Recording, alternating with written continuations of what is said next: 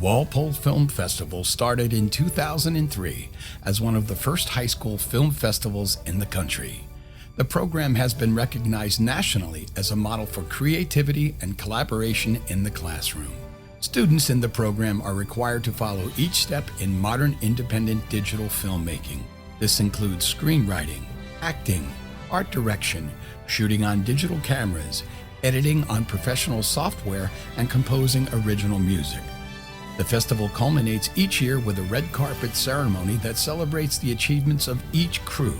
To learn more about this year's Walpole Film Festival and how to become a sponsor, please visit our website, walpolefilmfestival.com. Thank you and enjoy the movie.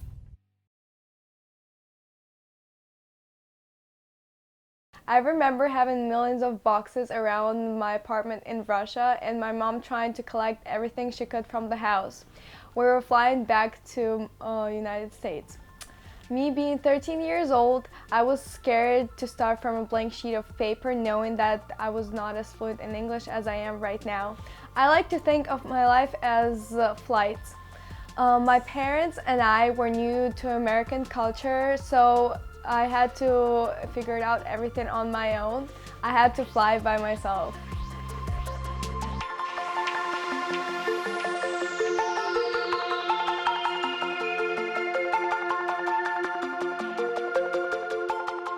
My mother is from South Korea. My parents are from Santa Cruz, Bolivia. My father is from Odessa, Ukraine. My mother is from Ponce, Puerto Rico. Both of my parents are from Haiti.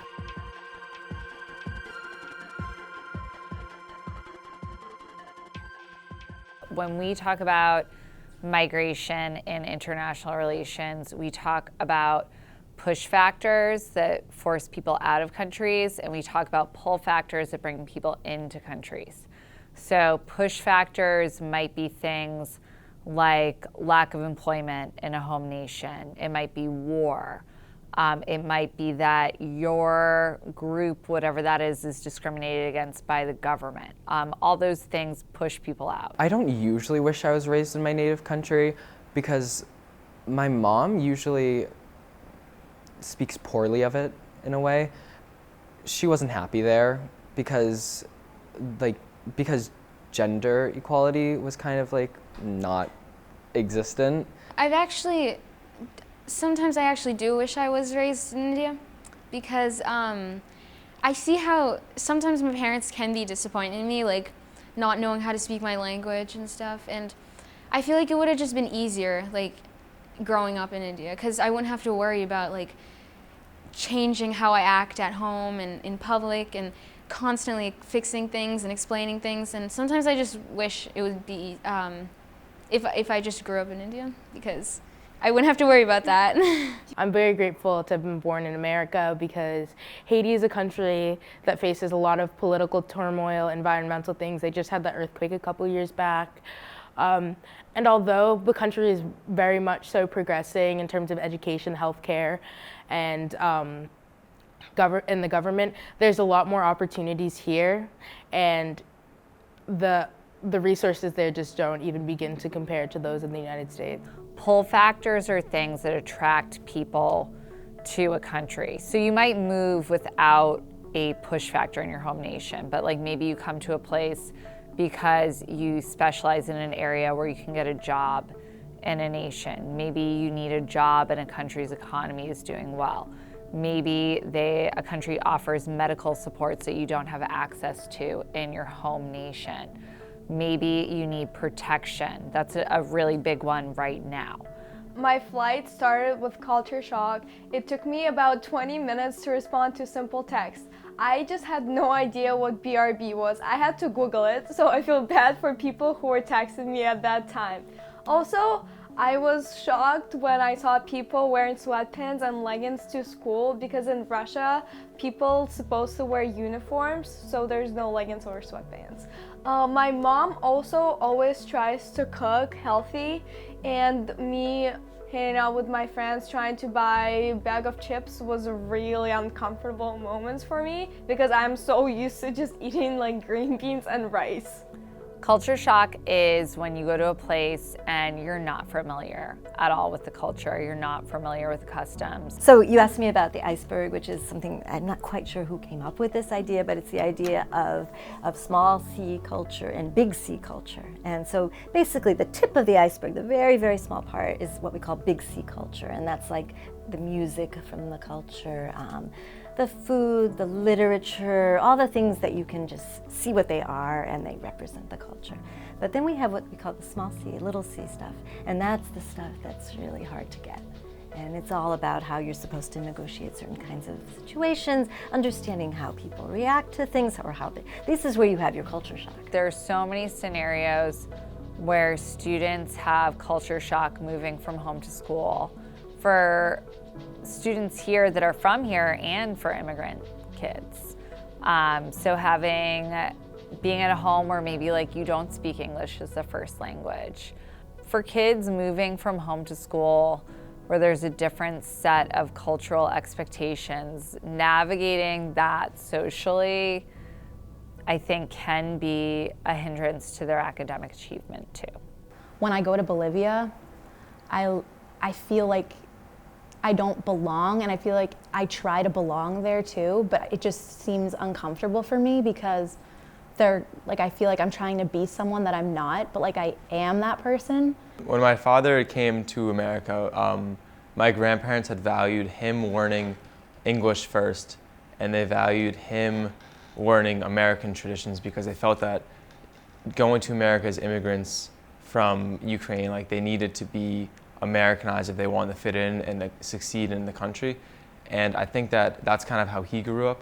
So that's just kind of how I've grown up. I've really never embraced my culture, and he's never pushed it on me either. He's kind of pushed me to become more of like the traditional Northeast white American, but that's just how it is. My parents actually do the opposite of Americanize me.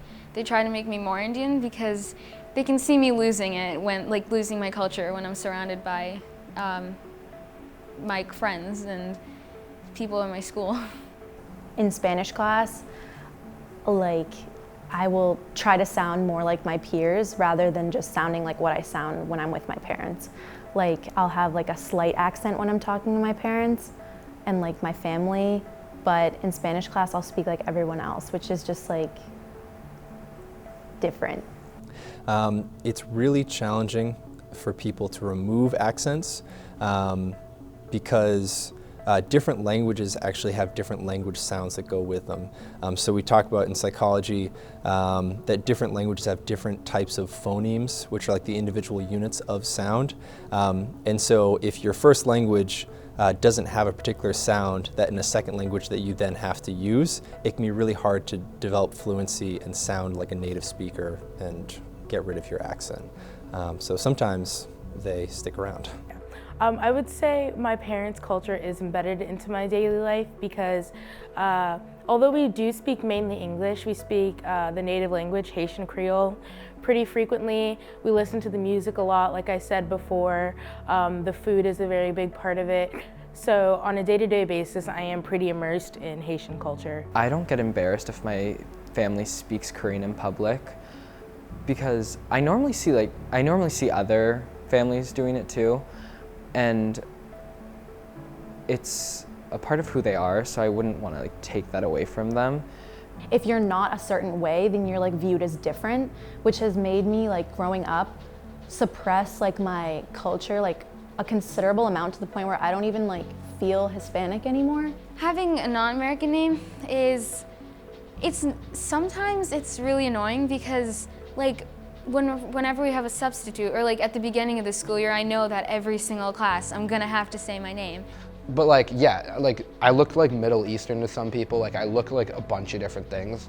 So I mean, if people I don't know, I haven't really run into a situation where I'm oh man, you call me Mexican? Mexican, that would I would get annoyed by that because people that's kind of a general thing. If you were are you Lebanese? I'd be, or that's not Hispanic. People have said that. I'd be no, I'm not. But that makes sense, I guess. Mexican, you just said that because that's the first Hispanic culture you know, I guess. And I'm sometimes ashamed of being called immigrant because I feel like in our society it has a more negative aspect than it's supposed to have or should have, because I think an immigrant is a person that decides to leave everything behind and starts from a blank sheet of paper in order to find his or her success and to have a better life than they used to in their native country. And I do believe and find stereotypes funny, but I do not like to follow them. Like, unfortunately, I'm not related to Vladimir Putin, and I'm not related to Russian mafia whatsoever.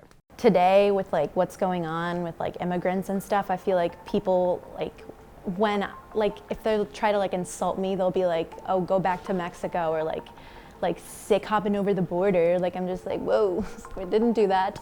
But it's just like a stereotype now that like all Hispanics are from Mexico or like whatever, and it kind of hurts, I guess. But at the same time, I know that's just how it is, and that's just how it'll be for a while. First generation American it kind of makes what my mom did like something she can be proud of, because as I already said, she went through a lot of hardships, and to have like children and create a new life in a place that you moved when you were 12, it just feels nice. Because if 12-year-old her looked at her now, I feel like she'd be proud of like what she did. Like I don't really know what my culture is. Like, there's a part of me that like I know I'm Ukrainian, but I couldn't tell you a food, I couldn't tell you a tradition. So to pass that on to my kids would be difficult because it wasn't passed to me. So I almost would need to really make a strong effort to reconnect with who like my family, my history is. I feel like some advice that I have is definitely don't forget like where you came from or where your parents are from, because it's just something that's just not worth losing just to fit in for a little. I feel like I really regret like not learning Spanish the way that my parents know it. Again, Walpole's like majority white, so like I don't find many other Hispanics. Like when I do, I'm like, what's up? And like we like talk about it and like try and relate. But I mean, at my house at least, I definitely do what I can to like embrace like the music, food, like customs, like everything. Like half of my life is Spanish, so at home it's really easy, I guess, in society, at least here. Sometimes it's a little hard, but I do what I can. I'm most proud of my parents. They're amazing people. They came here and they did amazing things. Neither of them went to a formal 4-year university, and we live in Walpole. They own houses. They bought me a car. They do amazing things. They're so intelligent. They're always seeking to learn more for themselves, always reading. They are never satisfied in the best way possible. And I just think that's so amazing. They're such an inspiration to me. What they've done is amazing, creating this life here for themselves. I'm really proud of my parents for taking risks and take my brother and I here to the United States. And every single time I failed at doing something, I took it really hard on myself because I wanted to succeed, and I wanted my parents to see that I could live the American dream.